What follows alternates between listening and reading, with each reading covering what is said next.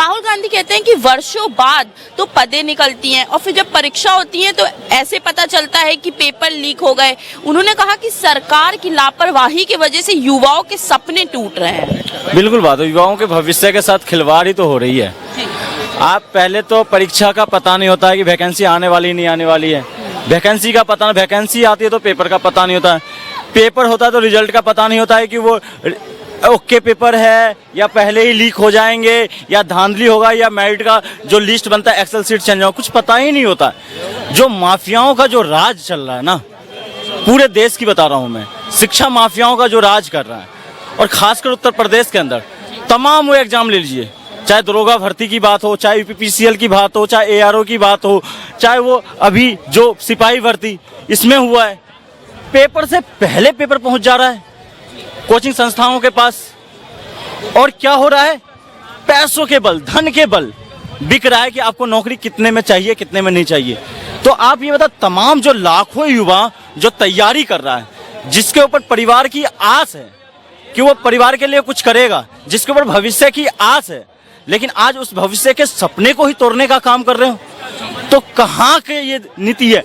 ये तो देश सवाल पूछता है, मैं नहीं पूछ रहा हूँ, तमाम युवा पूछता है।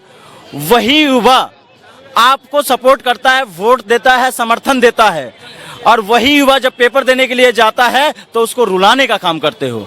वही युवा जब भर्ती की बात करता है, आपको पता है उसी उत्तर प्रदेश के अंदर, लखनऊ के अंदर कई महीनों से शिक्षक भर्ती में जो घोटाला हुआ है, महिलाएं बैठी हुई है, दिन और रात गुजार रही है, लेकिन कोई शासन और प्रशासन सुनने को तैयार नहीं है, वहां का जनप्रतिनिधि सुनने को तैयार नहीं हो।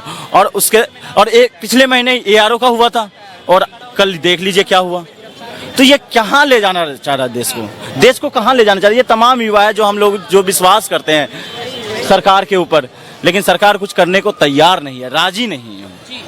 राहुल गांधी ये भी कहते हैं कि पेपर लीक करवाया गया वो एक सरकारी चाल है। कितने सहमत हैं आप इस बात से? बिल्कुल सहमत हूँ। मैं ये कह रहा हूँ, जो दरोगा भर्ती हुआ था उसमें जो शिक्षा माफिया जो पकड़ा गया था, उसका कनेक्शन किससे था? उत्तर प्रदेश के मंत्री से था या नहीं था?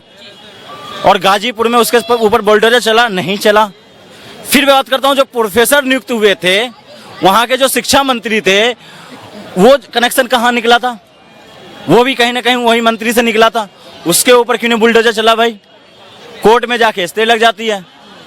और उसके बाद तमाम आप देखिएगा भर्तियां निकलती है और पेपर लीक हो जा रही है। एआरओ सिपाही भर्ती में वो कुछ होगा नहीं।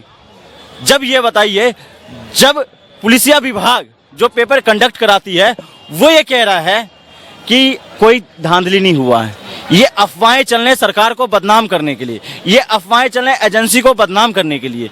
अरे भैया, अफवाहें चल रहे हैं तो वो प्रूफ तो दे रही है, छात्र प्रूफ तो दे रहा है ना कि देखो ये पेपर है, सेम यही शिफ्ट का पेपर है और आंसर ये है मेरे पास। तो कहां से अफवाहें चल रही है भाई? और इसमें तो मैं कहना चाहता हूं, इलाहाबाद कोर्ट और सुप्रीम कोर्ट को भी दखलबाजी करना चाहिए और जो दोषी है उस पर सख्त कार्रवाई होनी चाहिए। सख्त इसलिए कहता हूं कि उन तमाम जो युवा उनके भविष्य के साथ, आप ये देखो ट्रेनों की देखा, स्टेशनों की हालात देखा आपने, ठहरने को जगह नहीं है, सोने को कहीं फुटपाथ पे सोने को मजबूर है, कोई ऐसी सुविधा नहीं की गई। लेकिन यही अगर धर्म की आड़ में अगर धर्म का ये नारा लगा रहे होते हैं ना, तो इनको हर सुविधा मिलता। मैं उसको गलत नहीं बता रहा हूँ, लेकिन आपकी जिम्मेदारी यहाँ भी तो बनती है कि आप छात्रों को वो सारी सुख सुविधाएं दोगे, लेकिन ट्रेनों की कोई सुविधा नहीं, बसों की कोई सुविधा नहीं, और वहाँ कहाँ जाना है उसका लोकेशन का कोई सुविधा नहीं। और उसके बाद जब वो पहुँचते हैं परीक्षा स्थल पे, वहाँ आधे घंटे 1 घंटे पहले पता चलता है कि ये पेपर लीक हो गया है। अब ये बताओ, उससे पहले ही आहत हो जाते हो तमाम युवा, तो वो पेपर देने क्या जाएगा? तो आप उनके कलम और किताब से खिलवाड़ कर रहे हो, जो कि देश स्वीकार नहीं करेगा।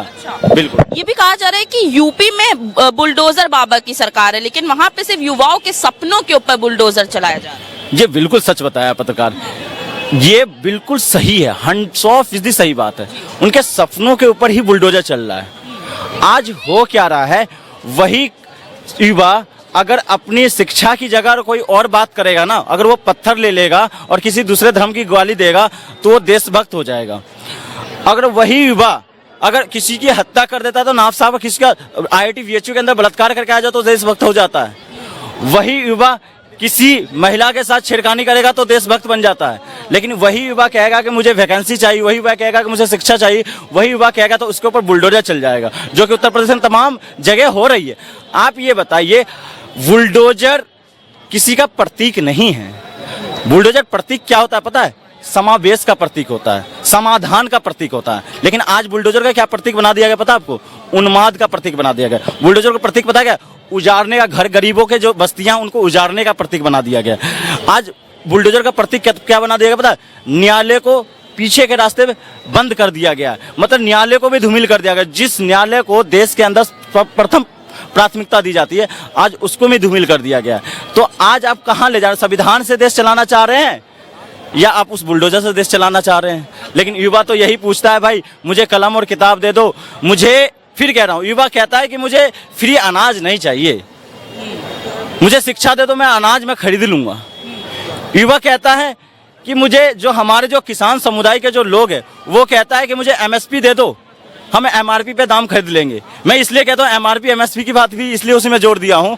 मैं इसलिए कहता हूँ कि आप बताइए, कहीं मॉल में जाएंगे तो एमआरपी तो फिक्स मिलेगा, लेकिन वही किसान से अगर कुछ खरीदने के लिए जाओगे तो एमएसपी नहीं मिलेगा। क्यों भाई? आप ही तो पूरा ढिंगोरा पीटते जा रहे थे 2013 तक, हर रैली में यही कहता था कि किसान को एमएसपी मिलना चाहिए। क्यों नहीं? आप ही ढिंडोरा पीट के हर युवा का एसएससी का एग्जाम, बताइए एसएससी का एग्जाम हो गया, पेपर लीक हो गया। यहाँ तक कि यूपीपीसीएस की बात करो, यहाँ तक कि मध्य प्रदेश के व्यापम की, कितने एग्जामों की बता, जहाँ जब बीजेपी शासित प्रदेश है वहाँ पेपर ही एक तो वैकेंसी नहीं आती है।